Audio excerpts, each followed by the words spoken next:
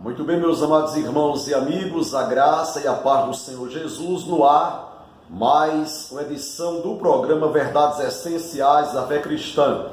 Hoje estaremos pensando sobre um tema voltado para missões, um tema voltado para uma matéria chamada missiologia. E nós queremos pensar sobre a temática: quais as tarefas da Igreja do Senhor Jesus na face da terra? É isso aí. Nós estaremos abordando aqui alguns versículos do Velho e do Novo Testamento. Estaremos aqui apresentando para os irmãos e amigos que acompanham o programa Verdades Essenciais da Fé Cristã quais são as tarefas ou as responsabilidades da Igreja do Senhor Jesus aqui na face da terra. Nós queremos introduzir a nossa palestra trazendo aqui algumas considerações para os amados que acompanham a nossa programação.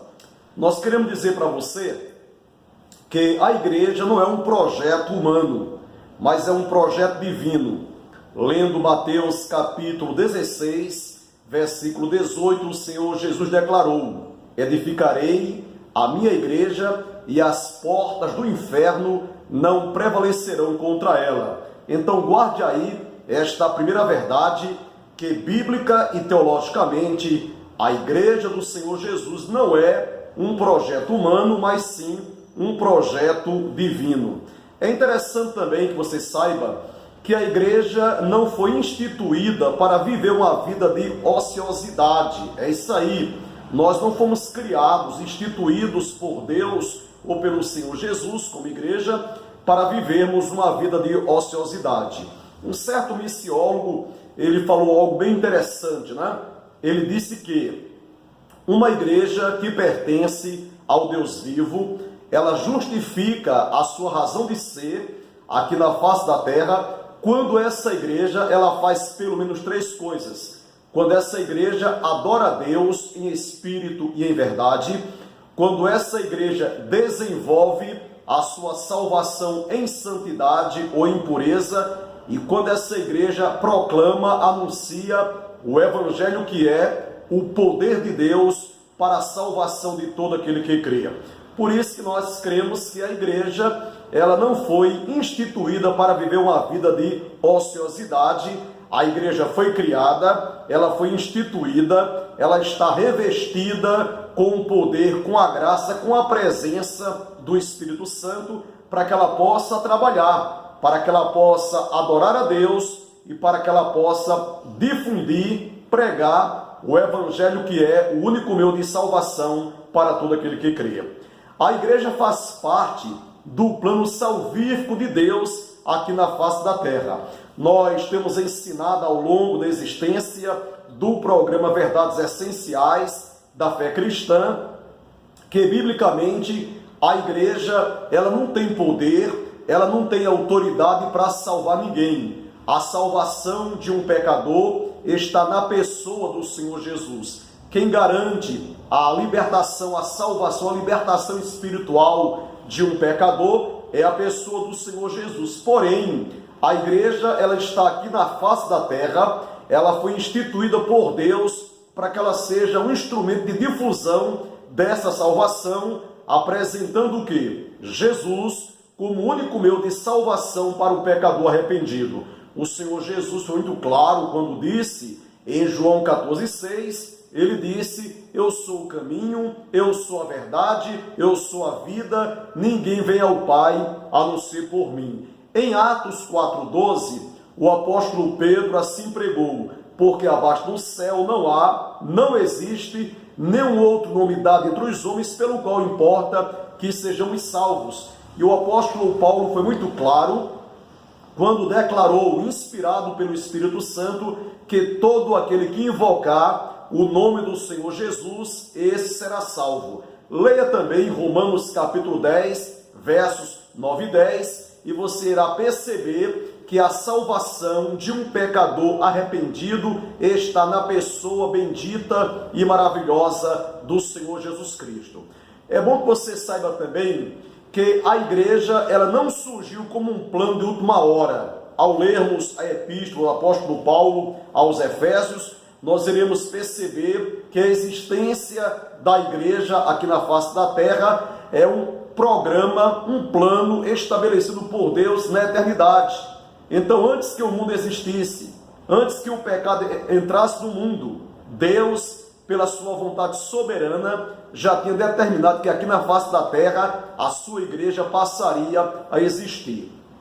Daqui a pouco nós queremos trazer para vocês a distinção aqui entre igreja visível e igreja invisível. Você tem percebido pela nossa palavra introdutória que nós estamos abordando tanto aspectos da igreja invisível, como também aspectos da igreja visível ou da igreja local.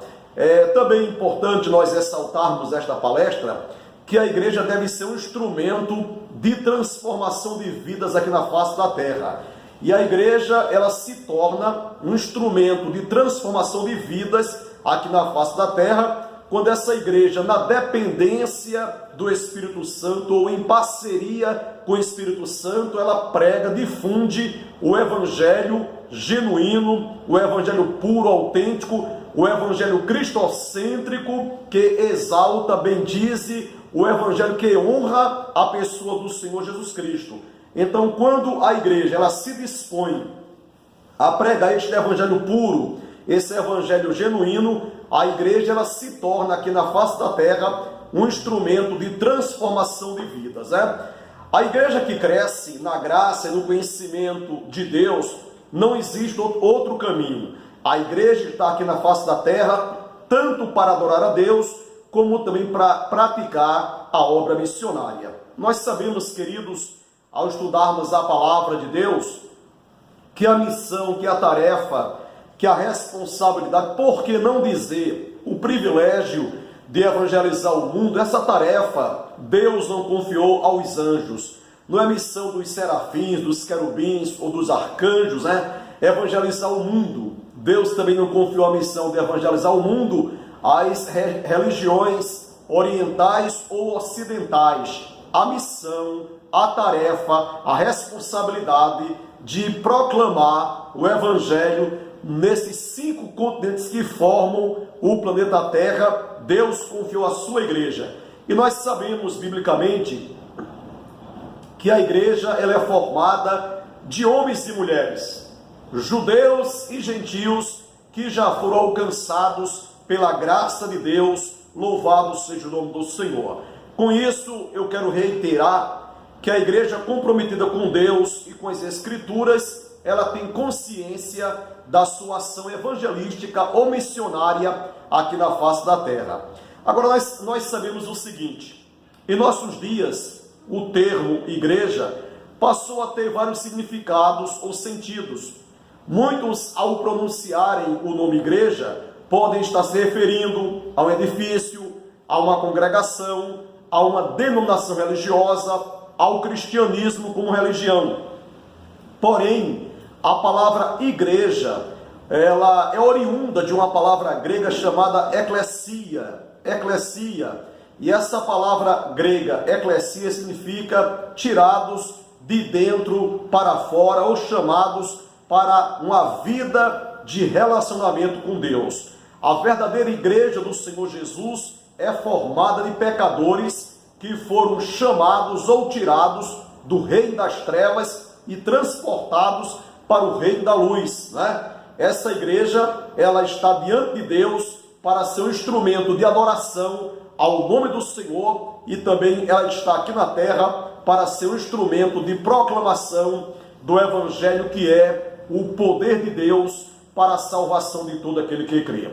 Então, diante destas verdades aqui abordadas, eu quero trazer aqui para os meus irmãos quais são as tarefas ou as responsabilidades da igreja aqui na face da terra. 2 delas eu já adiantei em nossa palavra introdutória. Então, a igreja está aqui na terra, primeiramente, para adorar a Deus. Se você ler Efésios 3, versos 20 e 21, assim disse o apóstolo Paulo: ora, aquele que é poderoso para fazer infinitamente mais do que tudo quanto pedimos ou pensamos, conforme o seu poder que em nós opera, a ele seja a glória na igreja e em Cristo Jesus por todas as gerações, para todos sempre. Amém. Então, Efésios 3, versos 20 e 21, e tantos outros versículos que nós encontramos em Efésios, Colossenses, né?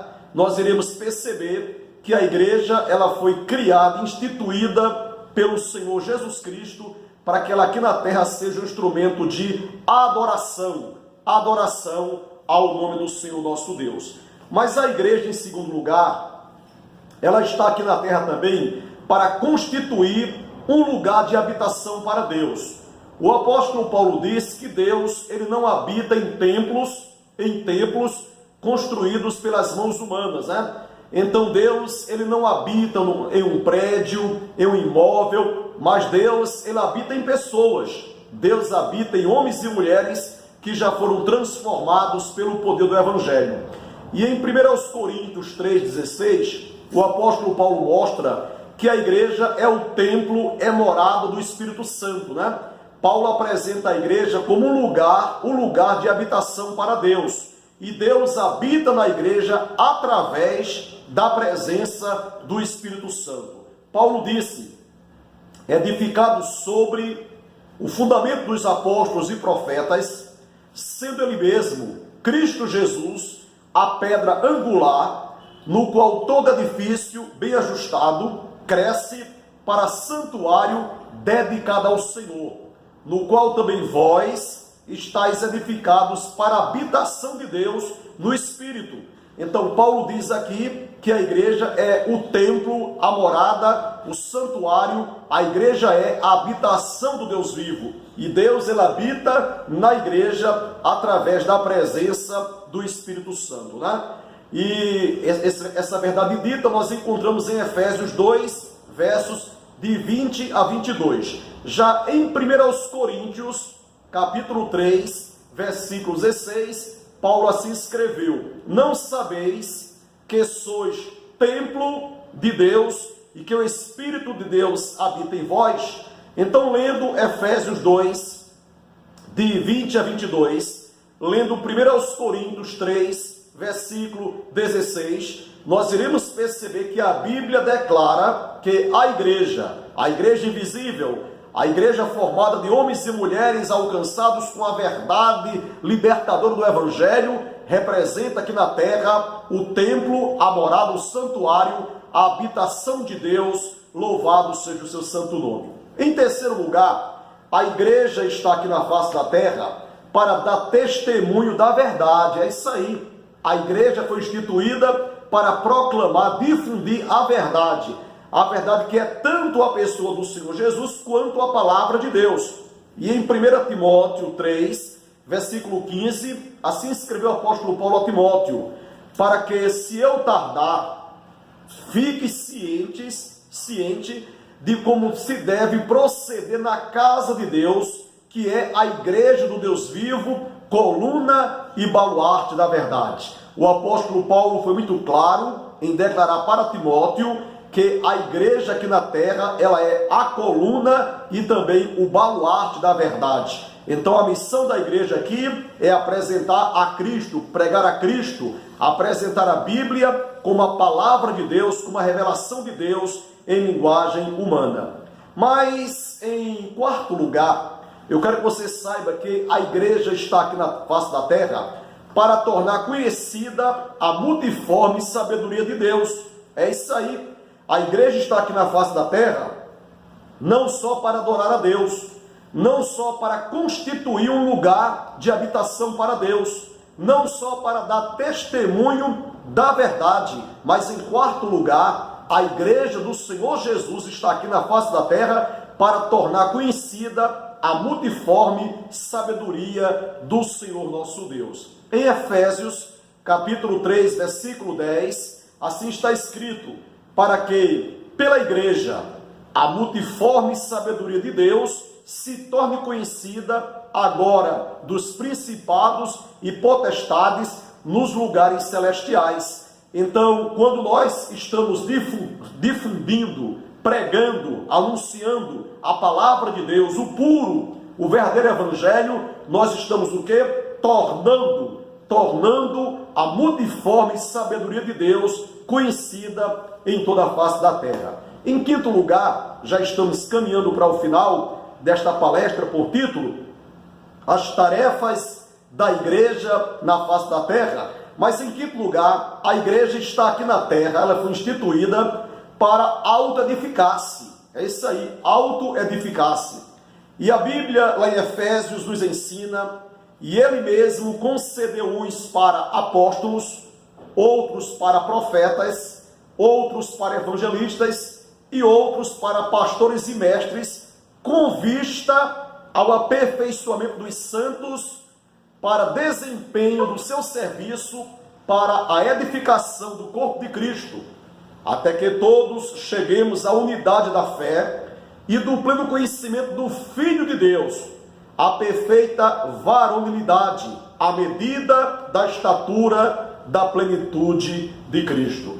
Então, quando a igreja ela tem diante de si homens, pastores, mestres, evangelistas, a Bíblia diz que esses ministérios foram criados, instituídos por Deus, para que os santos, para que os crentes, para que os pecadores regenerados, eles sejam assim edificados. Em sexto lugar, a igreja está aqui na face da terra para autodisciplinar-se. É isso aí. Ela está aqui na terra não só para auto-edificar-se, mas ela está aqui na face da terra também para autodisciplinar-se. Em Mateus, capítulo 18, de 15 a 17, o Senhor Jesus tratou sobre a disciplina no contexto eclesiástico. E disse Jesus: se teu irmão pecar, vai arguí-lo entre ti e ele só. Se ele te ouvir, ganhastes a teu irmão. Se, porém, não te ouvir, toma ainda contigo uma ou duas pessoas, para que, pelo depoimento de duas ou três testemunhas, toda palavra seja estabelecida ou se estabeleça. E disse Jesus: e se ele não os atender, dizei-o à igreja. E se recusar ouvir também a igreja, considerai-o como gentil e publicano. Então, a prática da disciplina eclesiástica não é invenção de homens, não é invenção de religiosos, mas a Bíblia nos ensina que a disciplina pautada pelo amor, pela graça, pela misericórdia, deve ser praticada assim diante de pessoas que se dizem integrar a igreja de Deus, mas que estão faltosos na sua vida moral, na sua vida espiritual. É interessante também que você saiba que a igreja está na face da terra também para agir como força restritiva contra a corrupção no mundo. O Senhor Jesus disse em Mateus 5, versículos 13, 14 e 16, disse Jesus: vós sois o sal da terra, vós sois a luz do mundo. Assim brilhe também a vossa luz diante dos homens, para que vejam as vossas boas obras e glorifiquem a vosso Pai que está nos céus. Então a igreja está aqui na face da terra também para agir como uma força restritiva contra a corrupção do mundo. E Jesus disse que nós, como igreja, somos o quê? O sal da terra, somos a luz do mundo. O saudoso pastor John Stott, certo dia pregando em uma conferência missionária, e ele estava abordando os problemas morais, sociais, a crise política, a crise da fome, a violência, a imoralidade, a pornografia.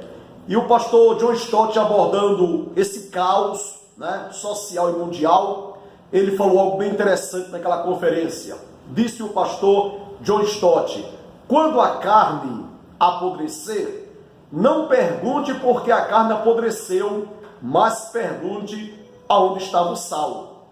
Então, se o mundo está cada vez mais se entregando à violência, à pornografia, à imoralidade e a tantos outros males morais e sociais, nós, como igreja, não devemos estar o quê? Filosofando, questionando por que é que o mundo está piorando tanto, apesar da Bíblia mostrar dentro do contexto profético e escatológico, que a tendência do homem e do mundo é de mal a pior, mas a Bíblia conclama a igreja a fazer diferença para que ela possa retardar o apodrecimento dessa carne, na linguagem do Dr. John Stott, que representa o mundo sem Deus, o mundo sem Cristo. E para concluir, eu digo para você que a igreja está aqui na face da terra para evangelizar o mundo, né? Há muitos versículos na Bíblia que dizem isso, né?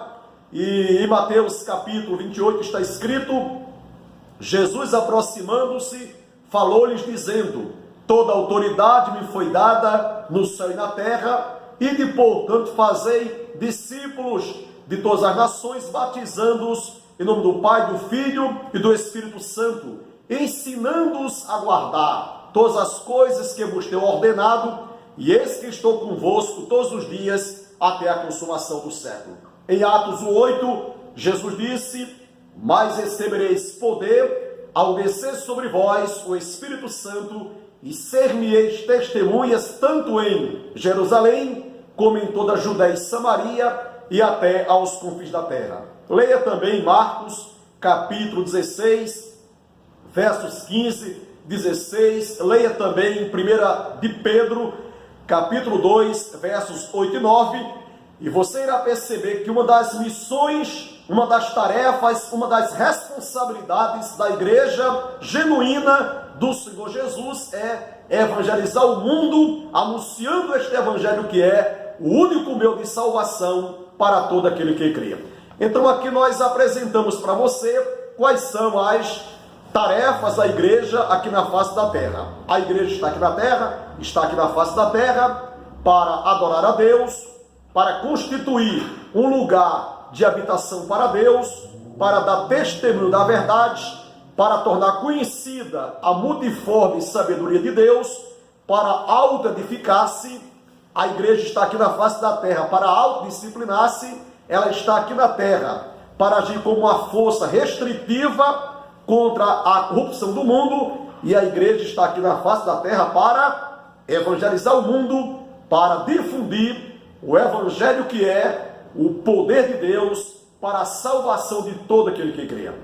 Se você foi abençoado com esta mensagem, curta esta mensagem logo aí abaixo, né? E procure se inscrever no nosso canal. Eu preciso, no mínimo, de 100 pessoas inscritas no programa Verdades Essenciais da Fé Cristã, para que o YouTube possa me dar o direito de personalizar o nome do nosso programa. Então, se puder, curta esta mensagem e inscreva-se no nosso canal. Seja abençoado e até uma próxima oportunidade, se Deus assim o permitir.